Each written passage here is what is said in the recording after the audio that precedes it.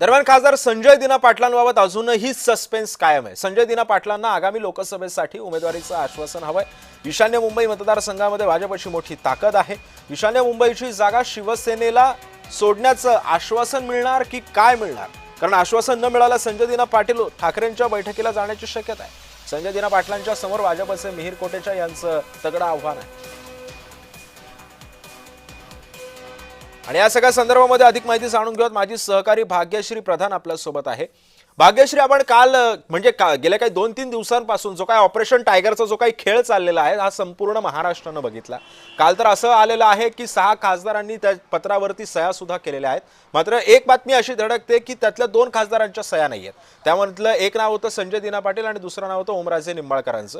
संजय दिना पाटलांनी नेमकी अशी काय अट ठेवलेली आहे शिंदेच्या शिवसेनेसमोर जे त्यांनी आता सह्या केलेल्या नाहीचं समजतं? आणि एक प्रतिक्रिया सुद्धा आलेली आहे की आज ठाकरेंच्या संसदीय समितीची एक बैठक आहे आणि या बैठकीला सुद्धा ते असतील, अशी उपस्थित असतील अशी सुद्धा माहिती समजते। नक्कीच खरं तर असं देखील समजतंय सिद्धेश की ह्या ज्या सह्या आहेत त्या झालेल्या आहेत। सह्यांचा कुठलाही प्रॉब्लेम जो आहे तो नाही आहे, सगळ्यांच्या सह्या झाल्यात अशी देखील माहिती समोर येते।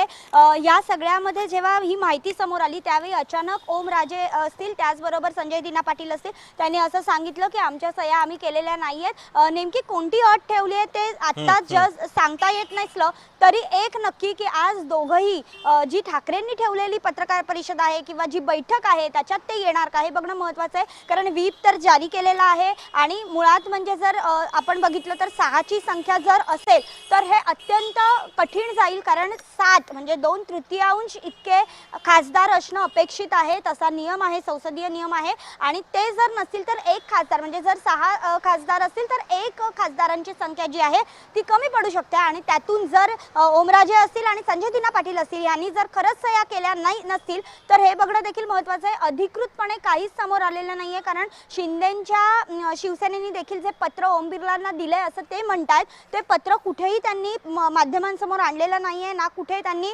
व्हायरल केलंय। त्याच्यामुळे या संदर्भात कुठलीच निश्चित माहिती देता येत नाही। मात्र या सगळ्याकडे 11 वाजता नेमकं काय होतंय हे बघणं महत्त्वाचं ठरेल सिद्धेश। नक्कीच धन्यवाद भाग्यश्री, तू दिलेल्या सविस्तर माहितीबद्दल।